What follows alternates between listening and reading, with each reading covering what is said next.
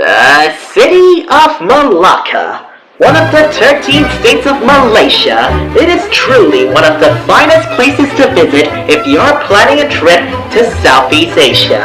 A place with great food, rich history, and of course, who could forget about the incredibly fast-moving traffic.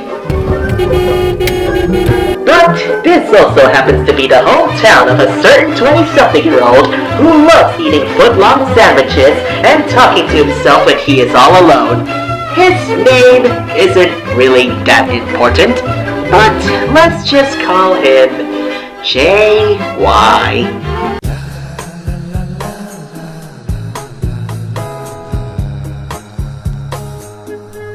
I got the munchies.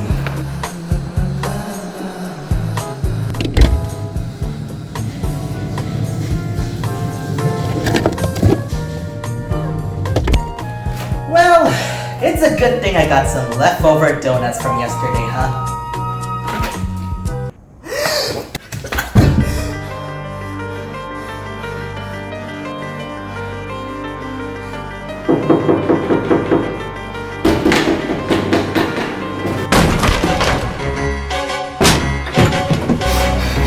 Freeze! You, sir, are under arrest for smoking weed instead of this lollipop.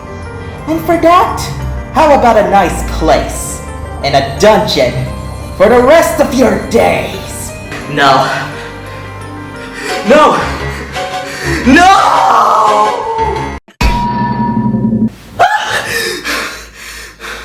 Oh God. Oh, thank God. It's only a dream.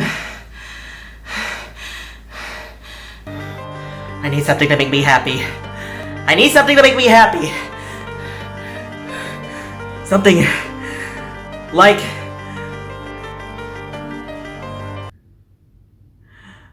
little girls! Look at all those chickens! Ah, yes. Who doesn't like little girls? I mean, they're cute, they're funny, they're sassy, and the best of all, you can fit them in your luggage!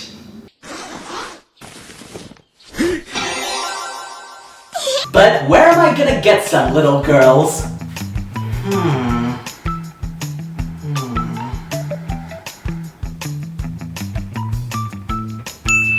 I know! I'll go to the park!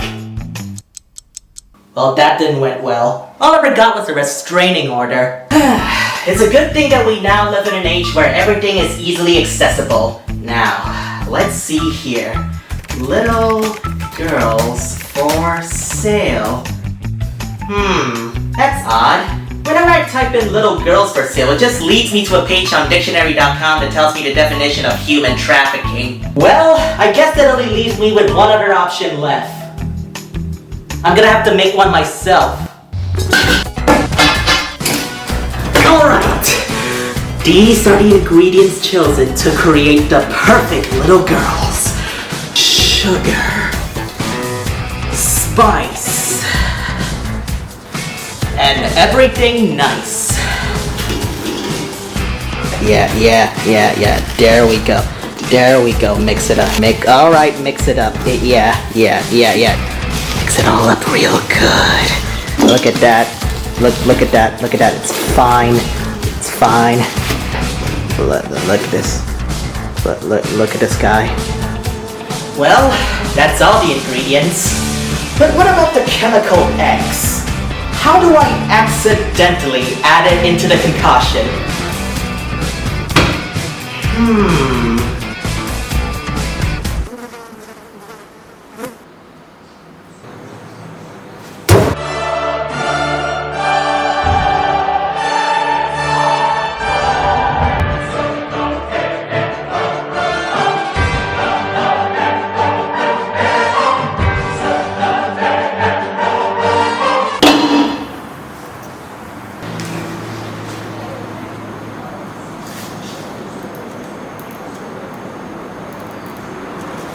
Well, that was a lot of shit.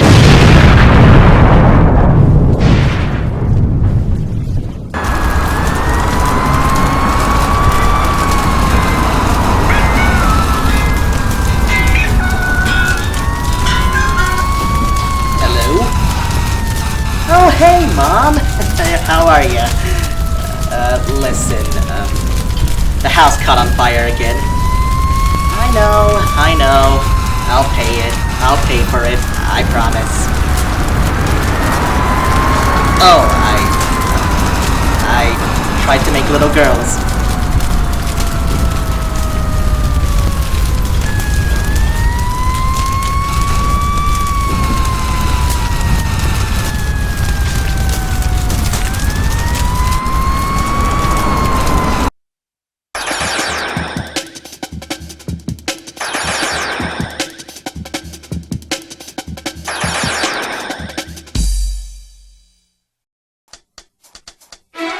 March 31st, 1971, a young boy named Craig Douglas McCracken was born in Charlotte, Pennsylvania. Growing up in an artistic household, Craig has developed a strong passion for art, inspired by the various comics and animated shows he has indulged in. Around 1991, Craig has begun attending the California Institute of Arts, or CalArts for short, where he would meet and become friends with his two roommates, Gendy Tartakovsky and Rob Renzetti. During his freshman year in CalArts, Craig has gone through the extensive film library in order to find inspiration for his animated short film. One of these was a series of 30-second joke films by Rich Moore titled Ed, which gave him the idea to not make one long short film, but 10 different, very short films starring his own character. It follows the eponymous character as he dealt with the problems and mockery of him having a lack of a neck. The best way I could describe these shorts are that they were cute, innocent, fun, mixed in with a bit of that twisted, cynical edge. The art and animation of these shorts paid homage to Western cartoons from the 50s and 60s, more specifically the ones made by UPA and Hanna-Barbera. The shorts then got the attention of two men, Spike Decker and Mike Grebel, who have seen Craig's shorts and bought them at a producer's show. They then decided to show it at their annual Spike and Mike's Sick and Twisted Festival of Animation.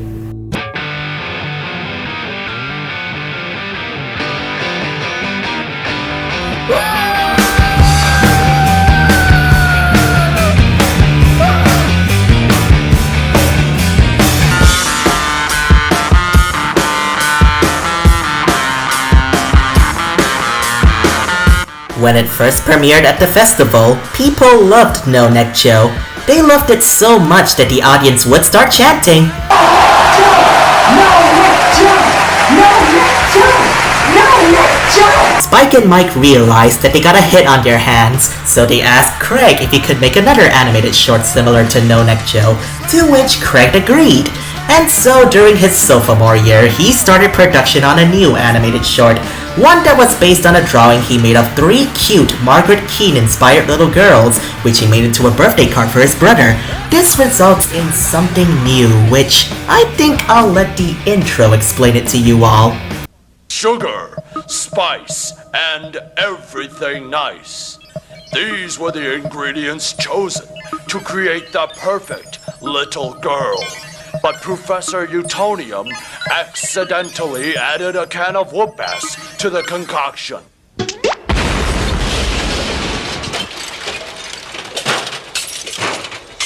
Thus, the whoop-ass girls were born.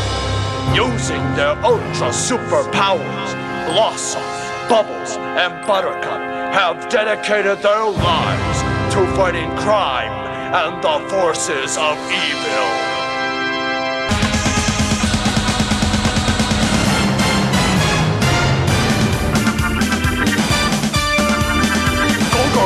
Go!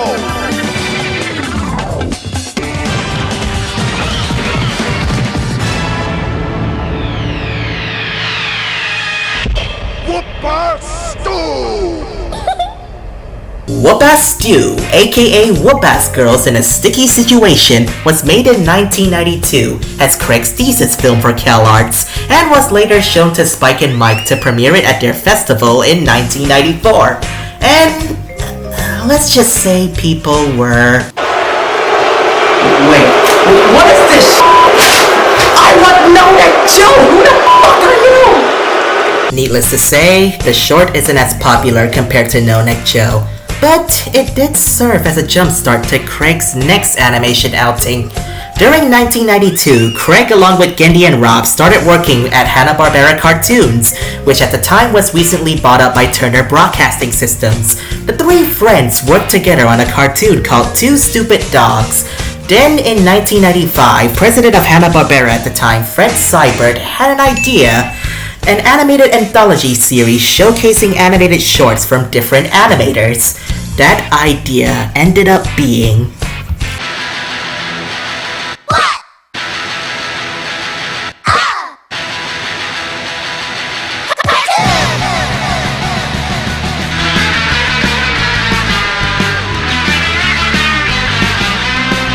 48 shorts, 48 chances to succeed. All of these What a Cartoon shorts were creator-driven, with barely any executives meddling with the production. These world premiere tunes are unlike anything that's airing on TV at the time. I mean, just look at it! This ain't Nickelodeon or Fox Kids. No, this is Cartoon Network, baby! Out of the 48 shorts, only 6 of them ever got greenlit into a full series. One of these shorts is Dexter's Laboratory, created by Gendy Tartakovsky. It is about Dexter, a boy genius with a hidden science lab that's always constantly getting destroyed by his older sister, Dee Dee. Both Craig and Rob were involved in the production on Gendy's show, along with other people whose names you might recognize from somewhere. After production of Dexter's Lab wrapped up in 1998, it was Craig's time to shine. He loved the concept of his Whoop-Ass Girls animated shorts so much that he retooled the concept to meet the network standards. After producing 2 shorts for the What a Cartoon anthology, his show was finally greenlit. And then, we ended up getting, quite possibly, one of the most iconic animated series of all time. The Powerpuff Girls were born! Using their ultra superpowers, Blossom, Bubbles, and Buttercup have dedicated their lives to fighting crime and the forces of evil!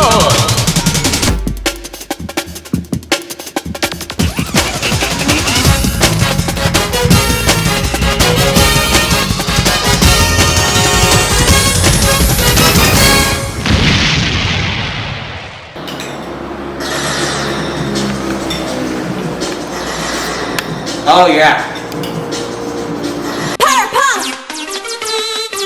November 18th, 1998 saw the premiere of The Powerpuff Girls, a show about 3 superpowered little girls created in a lab by Professor Utonium, using the ingredients taken from a popular children's nursery rhyme, sugar, spice, and everything nice. However, instead of accidentally adding a can of whoop-ass, the show changed it to this mysterious substance called Chemical X. The X stands for... The PPG consists of Blossom, the commander and the leader, Bubbles, the joy and the laughter, and Buttercup, the toughest fighter. Together, these girls protect the city of Townsville from evil threats such as the Amoeba Boys, Fuzzy Lumpkins, Princess Morbucks, Ace from the Gorillas, a homosexual devil,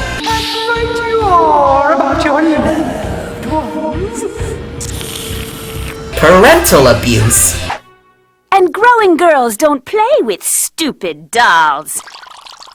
Animal abuse. You want some more, man? You do? No. Yeah? No. Feminism. Come on, girls. Think about what you're doing. Sending me to jail will be a blow for all of womankind, including you. Capitalism.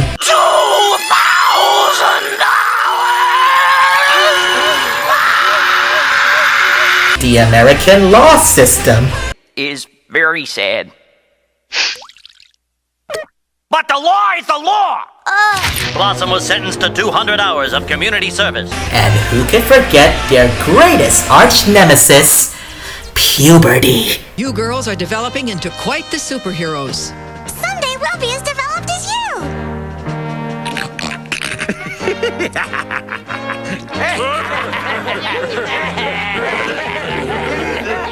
Actually, no, it's Mojo Jojo. He's this evil monkey scientist who's like their uncle or something.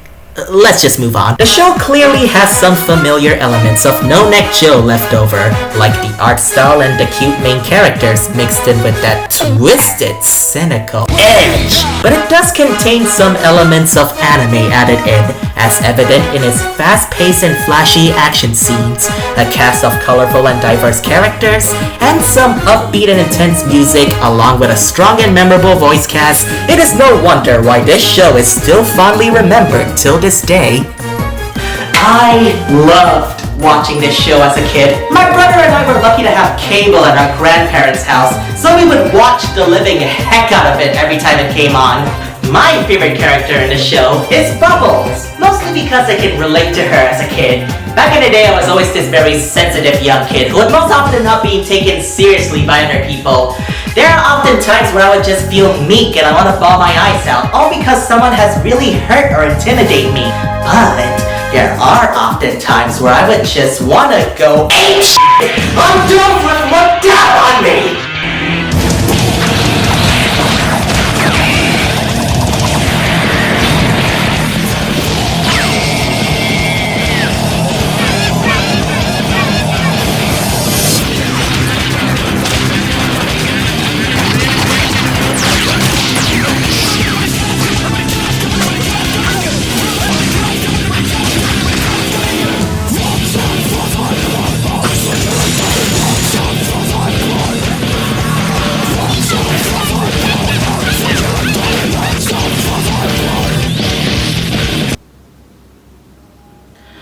I need therapy. It's no secret that Powerpuff Girls became one of Cartoon Network's most popular shows, airing for 6 seasons that consist of 78 episodes, 3 TV specials, and a theatrical movie released in 2002. Hell, that's not even getting into the spin-offs, the reboot, and the plethora of merchandise. Oh, sweet, sweet merchandise. While the original Powerpuff Girls stopped airing in 2005, Craig actually stopped working on PPG after season 4 to focus on another show, Foster's Home for Imaginary Friends. Gandhi, who had helped directed many of the show's episodes, later went on to make other cartoons, like my personal favorite, Samurai Jack. And as for Rob Renzetti, while his cartoon Nina and the Count was sadly never greenlit during his time at Cartoon Network, he did help work on a lot of CN shows, including PPG. He would eventually get his own show, however, when he moved on to work at Nickelodeon. That show being 5 o'clock, get a call to go blading at the skate park down by the mall.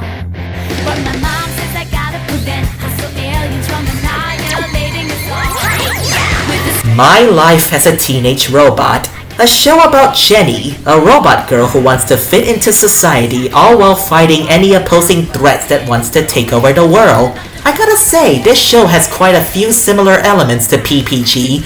Both shows have our main characters protecting their city from any villain of the week type threats. They were created by their respective intellectual yet doting parent, all while learning an important lesson about life and self-improvement. I'm not saying it's a ripoff, but the similarities are there. The only difference is Teenage Robot was treated like shit. Now I know what you're thinking. Why you're telling me all of this? Yeah, I know the Powerpuff Girls. I know my cartoon trivia. This isn't Watch Mojo. Oh, believe me, what I'm about to show you is far more complicated compared to that little history lesson. Let's go all the way back to the early 2000s, a decade where the internet has become more commonplace. Most people who use the internet have access to the World Wide Web, where anyone could log on to many different websites based on their topic of interest.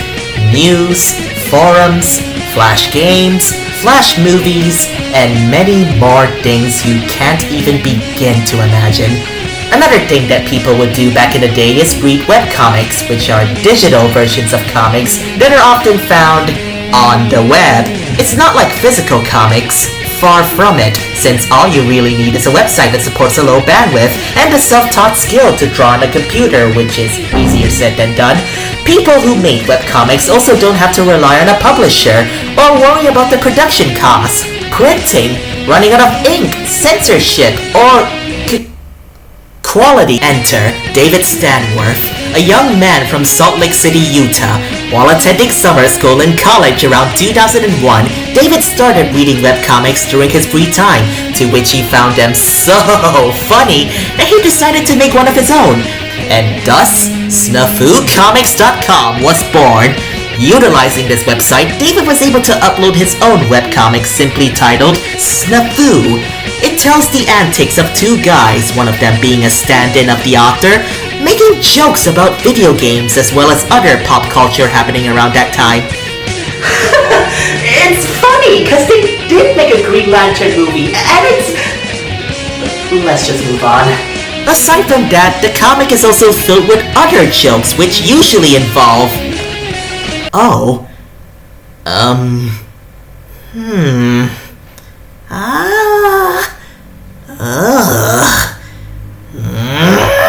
Yeah, this was released around the same time where stuff like Penny Arcade and BG Cats are popular, which, let's be honest, stuff like this are fairly common during the early 2000s. But don't get me wrong, most of them are pretty hard to sit through. Like, imagine watching Breaking Bad with your mom, and then you reach to a scene where Skylar jerks off to Walter White for 5 minutes. Walter White. It's about to get good, trust me. After a while, David then decided to use his website as a platform for other artists to upload their own comics. Other webcomics such as Ever After, Brain Dead, and Skullboy. David also made 2 other comics for the website, like Tin the Incompetent Ninja and My Panda. All of these comics clearly target a specific audience in mind. You know, the kind of people who think swearing is funny and telling people to commit suicide is the best response in an argument. This is like taking candy from a baby, which is fine by me. But with every bronze comes a silver lining. Or some other metaphor, I couldn't think of a good one. A young Filipino artist named Vincent Law, better known by his online alias, Bleepman. His earliest known work was a fan webcomic based on the popular fighting game franchise, King of Fighters, which he first posted on the Snafu Comics website. Then, around January of 2004, he created a DeviantArt account where he started to upload many of his artworks. Said works mostly consist of characters from various Western cartoons, drawn in a dynamic and colorful anime-esque art style. Powerpuff Girls is no exception, as the original show was still airing around that time and their online presence of fans are still strong. So, on January 18th, 2004, Bleepman created Powerpuff Girls Doujinshi. Doujinshi is Japanese for self-published works, usually produced by small independent artists. This comic is notable for not only featuring PPG characters, but also featuring characters from other properties, as well as original characters that Bleepman got permission to use. So yeah, right off the bat, this comic is basically just fanfiction, which is probably the reason why it has exploded in popularity, becoming one of the more popular webcomics on the Snafu website, and making Bleepman, at the time, one of the most popular users on DeviantArt. The comic even won the 2005 Web Cartoonist Choice Awards for Outstanding Superhero Comic and Outstanding Character Art. Hell, this comic has given PPG the anime shtick 2 years before Toei made Powerpuff Girls Z. Unless you count that fucking weird episode where they have segments drawn like a seinen manga.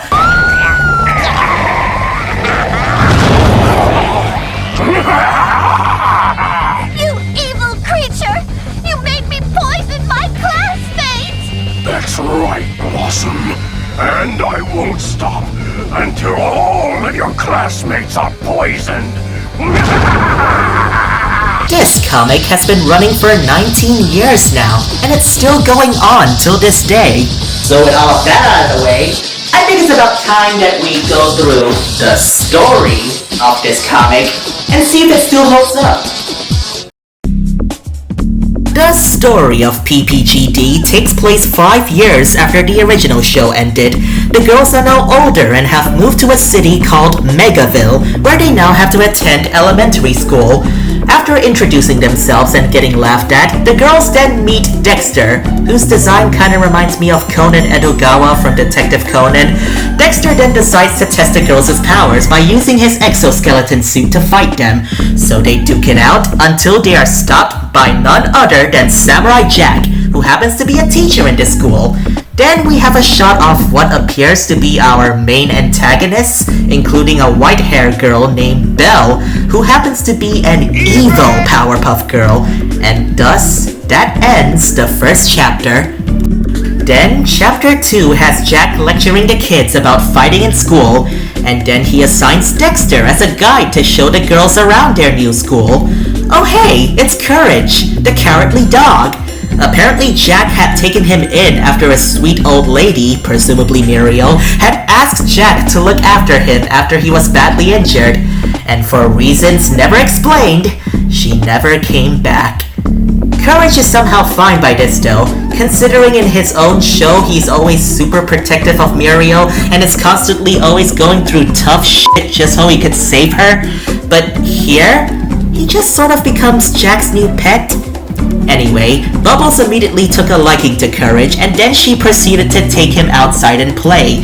While playing, Bubbles was attacked by a monster, and so Courage runs back and tells the others that she's in danger. They all ran outside to see the monster, called the Dread Dragon, is about to eat Bubbles. Buttercup tries to save her, only to be beaten by the monster. So in the nick of time, Jack jumps in to save them, while also killing the monster in the process. The monster is defeated, and Buttercup has now developed a crush on Jack, which I think it's cute. Turns out the monster was created by Mojo Jojo, who cursed the good guys for ruining his plan once again. And then Belle, the evil Powerpuff Girl, appears again and is now taking Mojo back to his father. Chapter 3 starts off somewhere in Nevada, and no, it's not Madness Combat's Nevada, even though that would be cool. We have yet another familiar face. Jenny from Teenage Robot is now fighting the Rowdy Rough Boys, who were originally evil gender-opposite versions of the girls created by Mojo in the original show.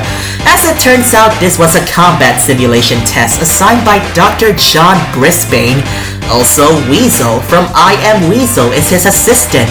We then go back to Megaville Elementary. It's the girls' second day of school, and all of a sudden, a bunch of other girls surround Buttercup and proclaim themselves to be members of the Buttercup Fan Club. One of the girls even envies Buttercup for having Jack save her from the monster in the last chapter. Did we mention that we're also members of the Samurai Jack Fan Club? What is this, Clubsville? Then, in the next panel, Blossom accidentally bumps into Dexter, and then they both start to fall in love and stuff. Bubbles, on the other hand, meets and befriends with Mandy from the Grim Adventures of Billy and Mandy. And so, the girls started hanging out with their new friends, doing their own activities, and having fun at school. The next page has Belle bringing Mojo to an underground lair, where he is confronted by Invader Zim on a chair. Then, a big, muscular demon thing comes in and orders Zim to go back to his cleaning duties. I mean, look at this guy. He looks like the edgy rendition of the Chicken McNugget characters from those old McDonald's commercials. Anyway, this guy, Dr. X, and his associates, the Dark Star Council, who are a special elite force sent by the Cluster, which are the same bad guys that Jenny fought in the Teenage Robot show. Mojo is feeling pissed and demands an explanation, so Dr. X explains that he was once a mad scientist bent on taking over the world. As you might have expected, the only thing that stands in their way are superheroes and other people who fight for the side of good, which this comic inexplicably mentions the Justice League, Teen Titans, and the fucking Men in Black to all exist in this universe. Dr. X declares the Powerpuff Girls to be his biggest threat because they're the most unlikely of superheroes to interfere with his plans. And They possess and wield a power they themselves cannot yet even hope to comprehend. Did Bleepman get a mini-stroke when he wrote that sentence? Dr. X also declares that Mojo now works for him, and then introduces Mandark, Dexter's arch-rival, who now plans to take his revenge on Dexter by kidnapping Blossom. In the next page, Blossom is at the library until she notices Dexter opening a passageway from the bookshelves. Blossom then follows him into said passageway, which leads to her discovering Dexter's secret laboratory. She then wonders why would Dexter keep this a secret from her, as she... Oh, they just went in straight away! Straight into fucking shock value! This is only the 3rd chapter. How did we went from playing with a puppy, having a crush on your school teacher, getting books about young love stories, to discovering a fucking dead body of a girl, which said dead girl happens to be affixed to some sci-fi machinery like it's RoboCop. So of course, Dexter found Blossom snooping around and immediately kicked her out of his lab. Still traumatized by what she just witnessed, Blossom goes to one of Dexter's closest friends, Otto, from Time Squad. You know, that one show absolutely no one remembers. Otto then tells Blossom that the girl he just saw was Dexter's older sister Dee Dee, who died before the events of the comic. Blossom is still desperate to know what happened, begs Otto for answers. Otto agrees, and he does this by traveling back in time? Okay, discovering a dead body of your potential love interest's sister is crazy enough. Now you want to involve time travel? You know what? That doesn't even matter right now, because Otto is showing Blossom a glimpse of Dexter's past, which itself is one big homage/tribute to his own show, referencing episodes such as Old Man Dexter, the episode where Dexter builds a machine to age him up only for Dee Dee to fuck up with the controls, and now he's an old man. Or Dimwit Dexter, the episode where Dexter overworks so much that his brain literally shuts down, making him dumb. And yes, he actually does kiss the duck's ass. At one point, they reach to a part of the past that's a reference to the episode Way of the Dee Dee. In that episode, Dee Dee tries to teach Dexter to be more carefree instead of being secluded in his own lab. Apparently, Bleepman wrote an entirely new and original scene of that episode for this comic, which has Dee Dee asking Dexter to promise her not to use his knowledge for science if anything were to happen to her. Then, in the next page, Blossom and Otto witness a battle between Mandark and Dexter, as Dexter tries to make a final stand against his army of robots. Unknown to Dexter, one of the robots tried to shoot him from behind, so Dee Dee jumps in the way to protect him, mortally wounding herself in the process. Dexter was devastated, as his older sister died in his arms.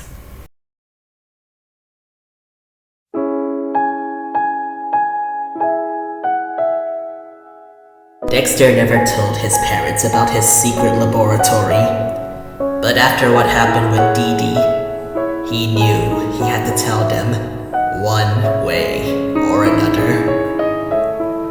Fortunately for Dexter, his parents are very loving and understanding, and they too share his grief.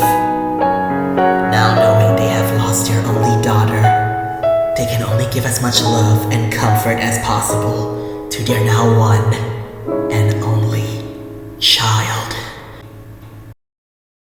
You know, after reading this, made me realize something.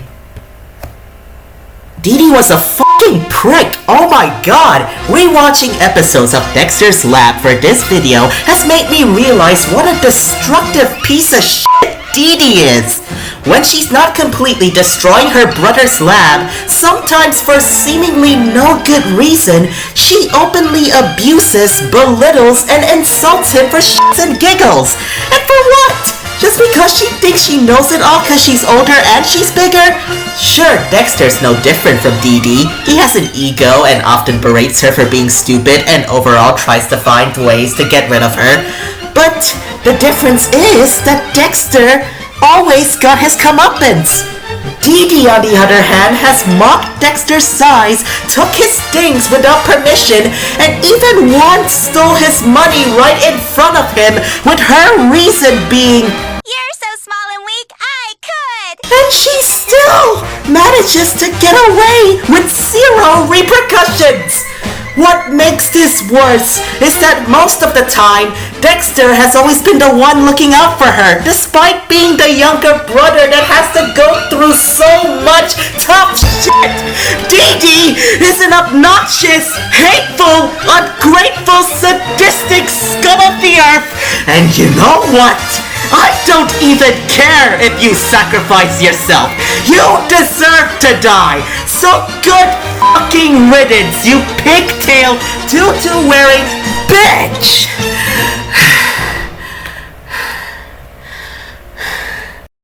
Oh, yeah, sorry. Got a little too off topic there. Moving on to the next page. Dexter isn't taking Dee Dee's death too well, so he is now determined to bring her back and starts building an android body of Dee Dee, which happens to be the very same body that Blossom saw. Dexter wanted to make the android body as human as possible, and the most absurd thing about this is that Dexter, for some inexplicable reason, manages to get real human organs from some donors. Doctor, who is the person that received my son's liver?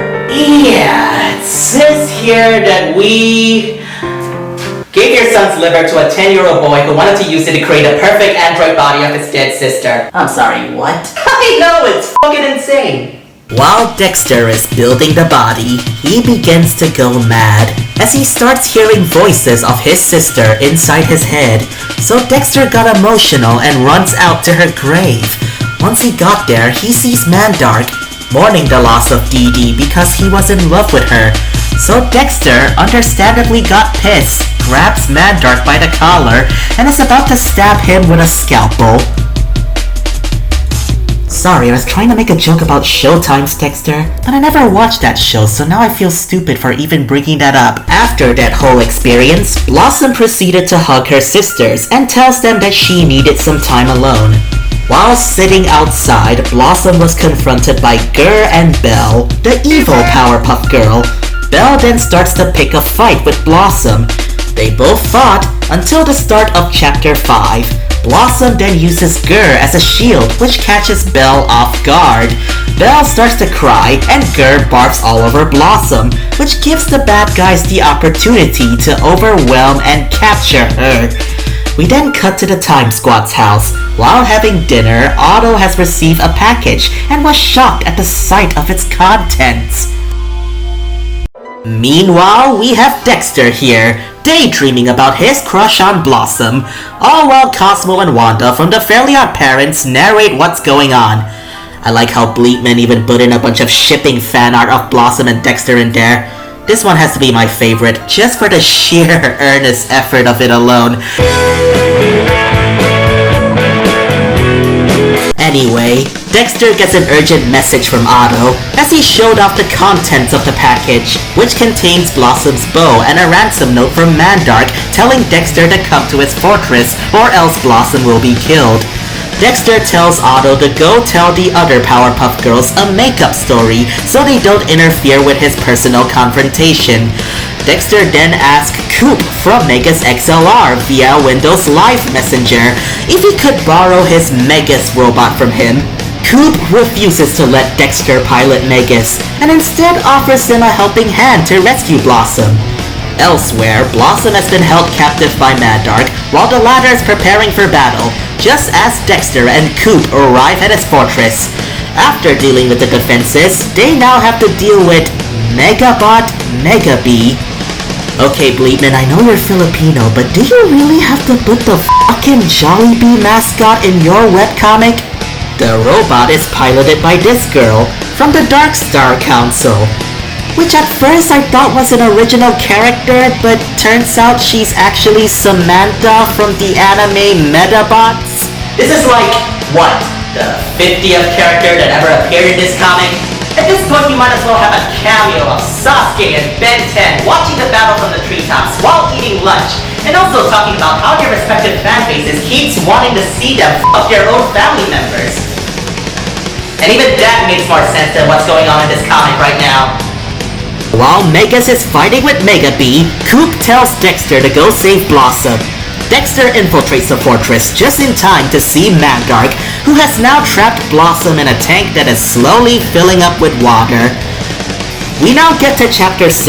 Dexter and Mandark are busy f***ing each other up while Blossom tries to escape, but the tank proves to be too strong for her. During their fight, Mandark hits Dexter with a sink and gives him a reason you suck speech, blaming him for causing Dee Dee's death. This makes Dexter loses his shit and goes all out on Mandark, all while his inner monologue makes a pretty depressing statement on how Dexter views himself. While Dexter is thinking about this, a word balloon coming from Dee Dee tells him to stop blaming himself and that he will always be his brother no matter what. This makes Dexter get his shit together so he can focus on saving Blossom, who is now drowning in the water-filled tank. Dexter tries to save her, but it's already too late. Blossom is already dead. No, wait, apparently she was going to die, but before the Grim Reaper could take her, Dee Dee, who is now an angel, comes in and pleads Grim to give Blossom a second chance in life. So because of that, Blossom is resurrected? What? Outside of the fortress, Coop finally beats Megabot, but Samantha also manages to get the jump on him. Then suddenly, Samantha gets knocked the f*** out by Buttercup so hard that she loses her front tooth. You know, I kinda envy cartoon characters when they put their tooth underneath their pillows, and then the tooth fairy will come and give them a quarter, or in PPG's case, a Sacagawea dollar coin. But when I tried doing that as a kid, all I got was ants crawling on my bed the next morning. True story. We then cut back to inside Mandark's fortress, with Mandark now telling Dexter to kill him, only for the latter to walk up and slap some sense into him by saying the reason that he didn't kill him because it won't bring Dee Dee back, and also telling Mandark on how he doesn't know what it feels like to lose a sister. Mandark then responds back by saying he does, in fact, have a sister. Olga Lalavava Astronomanoff is a character that only appeared once in an episode of Dexter's Lab. Dexter is of course unaware of this, but Mandark goes insane and tries to kill Dexter by calling one of the Darkstar Council's robots. Just in the nick of time, Buttercup and Bubbles come to the rescue, which pisses Mandark even more, so he then activates a self-destruct sequence to blow up his entire fortress, trying to kill everyone along with him. But Megas then comes crashing in, picks up the kids, and flies out of the fortress before it explodes. Then, in the next page, Belle wakes up from her sleep and starts throwing a hissy fit at her father, all while he is busy playing Destroy All Humans for the Playbox. And also Zim is now wearing a maid uniform because, haha, funny! Belle is angry because she actually liked Mandark and berates her father for letting him die and not doing anything about it. So Dr. X then tells Belle to shut up and gives her a spanking. The next page has taken us to the Powerpuff Girls' new house in Megaville. Blossom is now talking to Dexter, who is now bedridden in her room.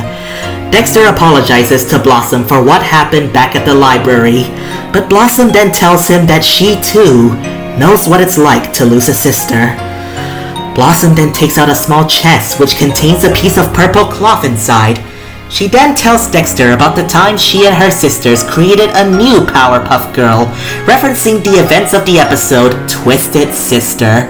In that episode, the girls are exhausted from fighting crime, so they decided to create a new Powerpuff Girl to help them fight crime. But because they lacked the proper ingredients and used the wrong methods in creating their new sister, this results in them creating a...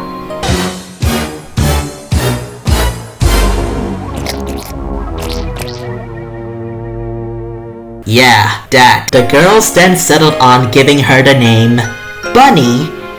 They then tell Bunny to go out and fight crime, but Bunny misunderstood what the girls said to her, so instead she beats up the police officers and let the criminals run free.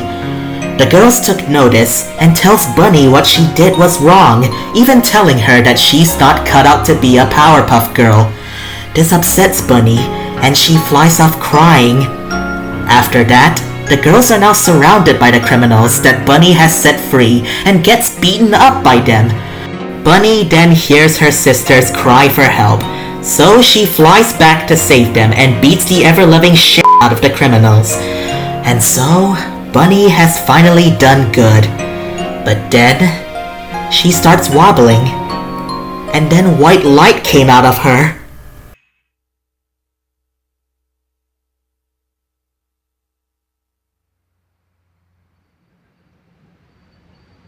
Bunny, the fourth Powerpuff Girl, has exploded because she was unstable.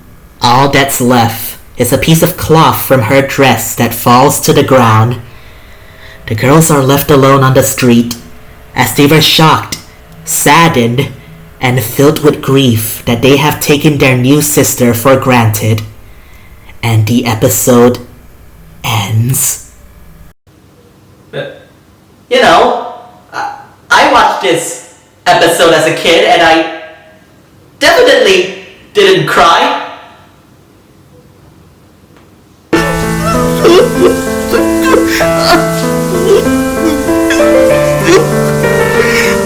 Why?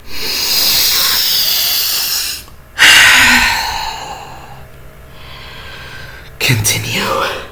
In the next panel, we can see what was left from Mandark, which are his glasses. Then, a hand comes in and picks it up.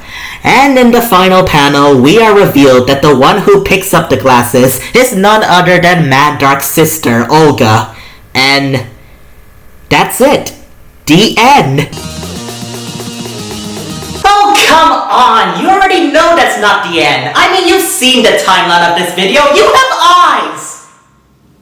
Like, big ol' Margaret Keaton children eyes. Okay, for real. The comic doesn't really end there, but it did went on a brief hiatus, as Bleedman at the time was dealing with multiple webcomic projects, with those projects being an original webcomic he created called Sugar Bits, and Grim Tales from Down Below, another anime-inspired cartoon crossover webcomic based on another CN show, The Grim Adventures of Billy and Mandy. Now, I won't be talking about Grim Tales in this video since I never actually read it, and there is already so much stuff to talk about. Maybe I'll do a separate video about it in the future, who knows. People don't have to wait long, however, as Chapter 7 finally came out on March 15th, 2009. The art style is noticeably cleaner and more dynamic compared to the earlier chapters. The color choices are really nice too. They complement really well and blend in with the more darker shading. And the backgrounds also look pretty good, way better than the weird CGI rendered building back in Chapter 2. Also around this time, Bleedman hired an actual writer, BR, who now serves as a full-time story editor for the PPGD webcomic. Before working on that, BR did get some writing experience, as he wrote a few fanfictions about the Powerpuff Girls that he posted on his DeviantArt. Why am I not surprised? Okay, maybe I'm being too negative. Does the story at least improved? Well, we have Olga, who now appears in the school and asks Bubbles if she would like to join the school dance club.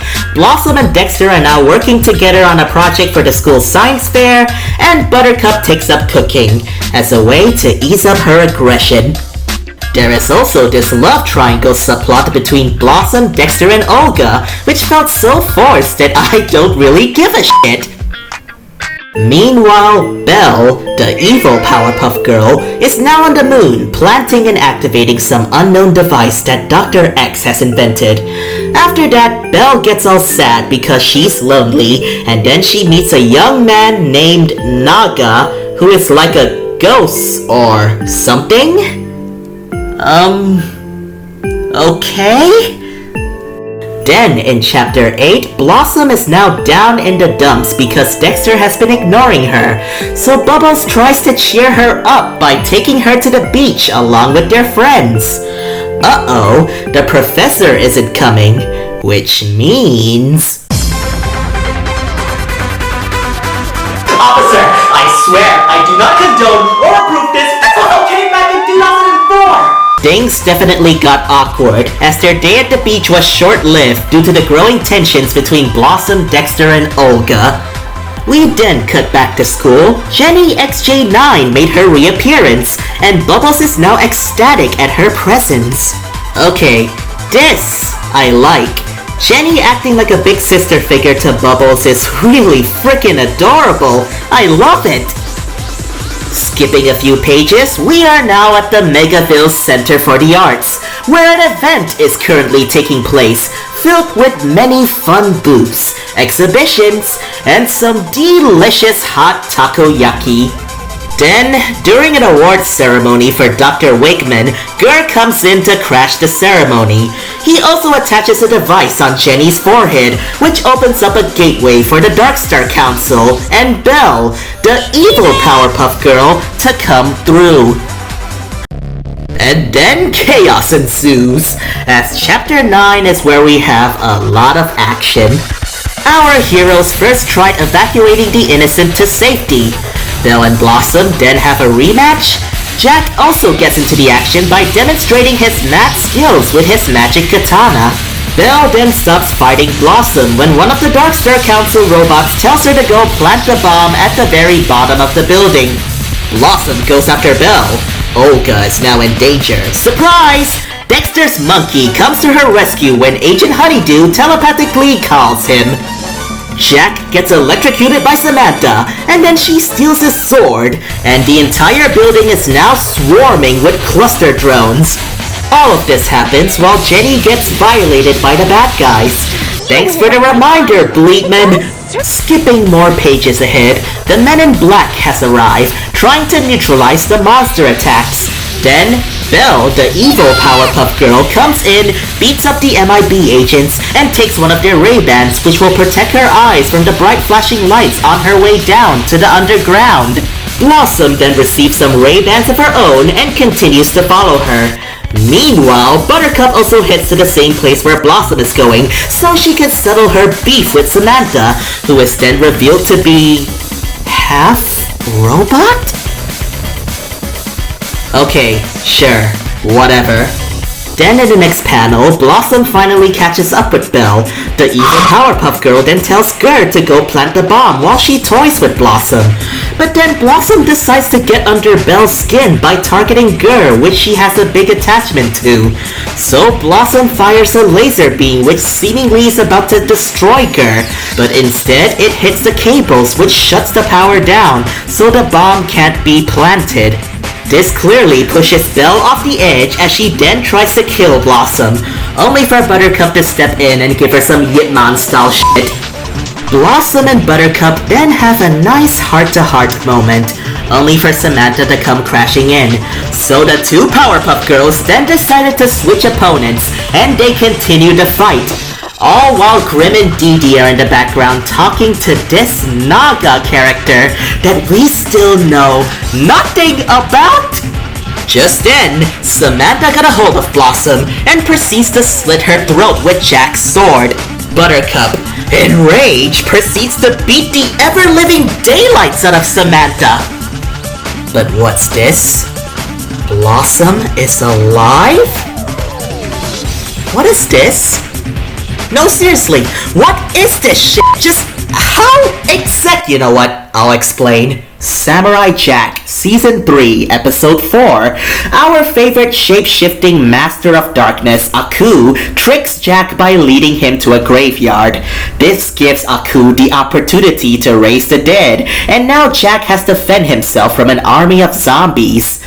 During the battle, Aku manages to get a hold of Jack's magic sword, as Jack struggles with his fight with Aku until he's eventually pinned down.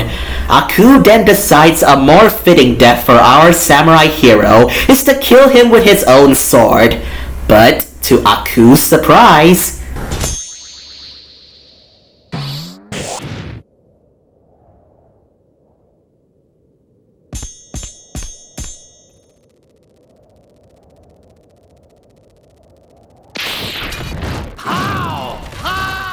As it turns out, Jack's sword is forged through purity and strength, meaning that it cannot be used for evil or harm any innocent people. Even I had forgotten that the sword was forged in purity and strength. It can only be used for good. In the hand of evil, it can never harm an innocent. And so, Aku, it cannot harm me, but it can harm you. See? This would be fine if the comic actually bothered to explain it, which it never did! Okay, look. I know Bleatman and BR are probably expecting people who read this comic to already be familiar with the characters and the shows that they originate from. I can understand that, but here's the thing. Just because you made a comic meant for the fans doesn't mean you should write a story that relies on the fans' knowledge. Sure, people will definitely know the character's style, traits, and personality, but you still need to understand the context of that character, their purpose, and their motives. Remind us why this character is important, not just shove it in front of our faces and expecting people to get it right off the bat. That is like showing someone The Persistence of Memory by Salvador Dali, one of the most iconic art pieces in art history, being referenced in various shows and movies. Definitely everyone will know the name and meaning of this art piece, right? Well, no. Because most of the time, people are gonna call this thing the one with the melting clocks, and the meaning behind it is that the artist was sky high on that joint last night. Look, what I'm trying to say is, even if you have some form of familiarity with any character, lore, and the media that they originate from, you are not guaranteed to understood the reference right away. In this comic's case, however, most of the time, all you're gonna get are references that are too blatant and obvious, which serve zero purpose in the story, or references that are so obscure that you don't even realize that is exactly what they're referencing unless you read the Snafu Comics wiki, which exists for some reason. Okay, going back to the comic, Samantha is now slowly slipping and starts to berate everyone in the room. Belle, the evil Powerpuff Girl, then throws Jack's sword, impaling Samantha. Samantha then falls down and gets electrocuted by the cables, which turns the power back on, which also activates the bomb. The bomb then goes off. Everyone is now helpless as they're all going to die in a flash of blue light. Except they didn't. The light fades away and everyone is somehow still alive. Except for Samantha. She's dead. Naga then takes Belle's hand to somewhere, and Dee Dee then carries both Blossom and Buttercup back to the others. While everyone is still trying to wrap their heads around what the fuck just happened, the Rowdy Rough Boys have arrived to clean up the hero's mess, apparently. One of the Rowdy Rough Boys, Boomer, begins feeling things and immediately starts kissing every female character currently in the room. Because nothing says having an innocent and naive character more than undesired harassment. Then, I Am Weasel reveals to everyone that the explosion caused by the bomb has turned the sky into a shade of magenta color. And that's the end of chapter number 11. Obviously there's more, but this video is already God knows how long, so this is where I'm gonna draw the line.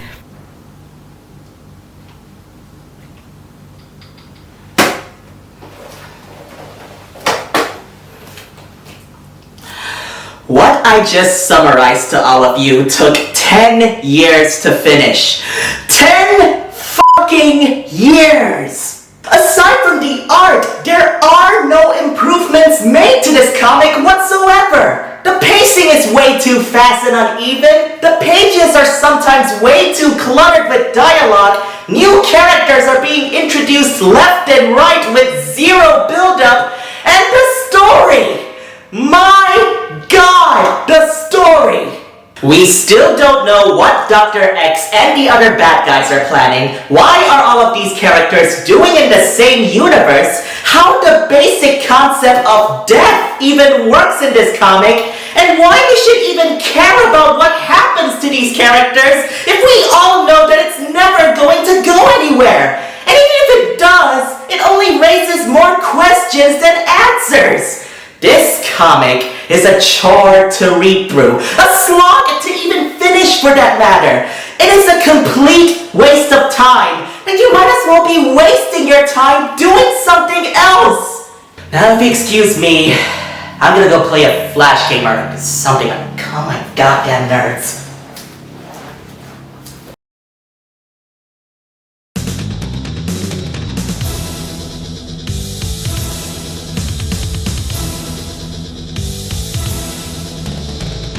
I could go on and go through the other stuff that happened in this comic, but then again, there is nothing much I can really say about this comic without sounding too rambly. At the time I'm writing this, the comic is now at chapter 15, with updates on releasing one new page every month. At this point, most people stopped trying to keep up with the comic due to many long waits and constant hiatuses. David Stanworth has also stopped making comics altogether, as he is now focusing on running SharkRobot.com, a website that sells merch and accessories based on various IPs from Newgrounds, Team 4-Star, and very recently, Fifsy Pop. As for Bleedman himself, his art definitely got better throughout the years. Very recently, he has left DeviantArt after facing many technical issues with the website. Now he is mostly active on Twitter, where he posts his art while also sharing his own thoughts, such as his passion for fighting games. As good as an artist he isn't always viewed in the best light, as Bleedman has gotten quite a lot of controversy back in the day, with many people calling him a prick for how try-hard and edgy he acts, or how much of a creep he is for over-sexualizing female characters, who most of them are canonically underaged. Now come here, girls. Speaking of which, I did manage to come across this YouTube video posted all the way back on November 22nd, 2007 of him getting interviewed on camera at some school. And... My name is Strange Heart, Homer, aka, and I'm here right now with the $1 Million Deviant, Vincent Mo, other known as, what's your real name, aka in DA again? Bleedman? Yeah, Bleedman, I forgot about that. How did it started? Where do you get your ideas? You know, aside from popcorn and all the butterflies. I used to like drawing Dumbo. Dumbo? Dumbo. Dumbo! Dumbo. Dumbo is great. Yeah, Dumbo. I cried on Dumbo. Yes, I did. Good choice. Yes, good choice. Good choice. Good choice. Land Before Time. What the hell? Yes, yes. Land Before Time. I cry when Littlefoot hit small stone in his head. I cry when T-Rex fell to the cliff. Yeah, T-Rex was so cute. That was cute. I love T-Rex. Why did they kill T-Rex? Yes. Why? Because T-Rex is like, they treat him like Asian in US, like that, maybe. They did? Yeah. Should I jam this thing into my throat if I do that again? No. 4chan will do it for you. Okay. So, what else? What's your favorite color? Black. Yes. But you're not emo. No. Good. For the first time, we meet somebody who loves black, who is not emo. And that's Bleedman. Director, what are you gonna ask again? How does it feel to be super popular on DA? Yeah. How did it feel to be super popular in DA? Aside from... The most popular. Yeah, the most popular in DA. I'm so happy that I want to kill myself right now. See? He is so happy. He's wearing black. He's not emo and he's so happy. That is so great. I am? That's actually... Yeah, maybe. I am. Yeah. I'm happy? Oh, yeah. Yeah, you just said it. Yes. Right. Okay, that's it, folks. And Message for the fans! oh yeah, message for the fans. We forgot about that. In the UK, in the US. In the UK, in the US, Mexico, hola. Like that. Get a life? No. Say something nice! Nice. Nice. Okay. Say something nice. Go to school. Allowance is school. Yes. School is good. Good. Yeah. School is good. Besides that. Besides that, don't do what I do right now. Yes. Right. That's good. Yes. Yeah. Good. Life is. Quite unusual. But for all we know, it could also be fake. I'm gonna be really honest with all of you. Throughout the making of this video, the 1+ hours of reviewing this webcomic, as well as researching the few dozens of websites that has people outright despising it, upon reading Powerpuff Girls Doujinshi, I don't hate it. I actually kinda enjoyed it.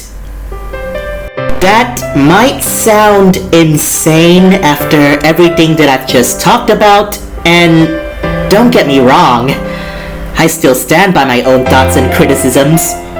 But as a person who grew up watching Powerpuff Girls, Dexter's Lab, Teenage Robot, and some of the other shows that have been referenced in this comic, I find myself enthralled at the sheer amount of work that Bleedman and the other people involved have put into it. I like the character designs, the Easter eggs, and the sometimes cool and heartfelt moments that are genuinely nice. I mean, sure, you can still go on and say that Bleedman might have been a creepy, callous social deviant with his own twisted personal philosophy, but PPGD, as bad and messy as it is, it at the very least managed to feel earnest. It may not seem much, but the amount of passion put into it is clearly present here. It's definitely not the worst comic that I've ever read, but that doesn't really mean much at the end of the day. For every form of entertainment, whether it'll be great, horrible, or mediocre, all of them have the exact same purpose: to entertain us.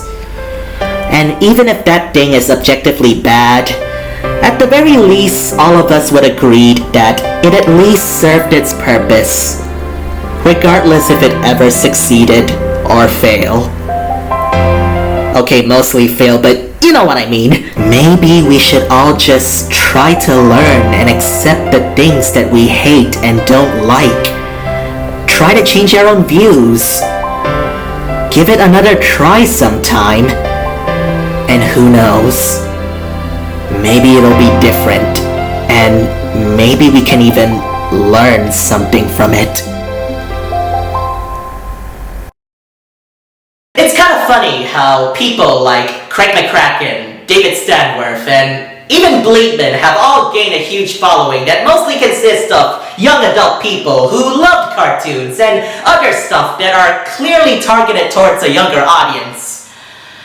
If you really think about it, that's quite a huge gamble. I mean, after all, what kind of person would be willing to dedicate their entire life talking about something that's mainly enjoyed by children? I mean, that's just...